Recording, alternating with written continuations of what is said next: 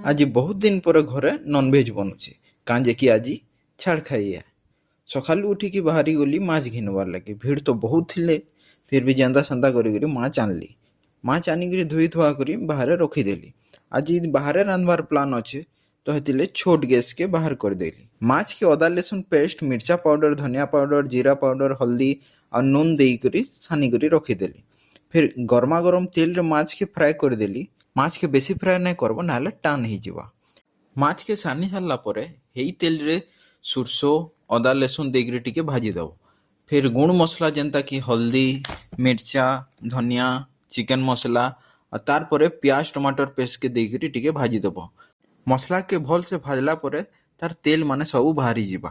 ତାର ପରେ ସେଠି ନୁନ ଆଉ ଗରମ ମସଲା ଟିକେ ପକେଇଦେବ ମସଲା ଭଲସେ ହେଲା ପରେ ସେଠି ପାନି ଦେଇକରି ଭାଜଲା ମାଛ ମାନେ ବି ଦେଇଦେବ ଝୋଲ ସାଙ୍ଗେ ମାଛ ଫୁଟଲା ପରେ ରେଡି ହେଇଗଲା ମାଛ ତରକାରୀ।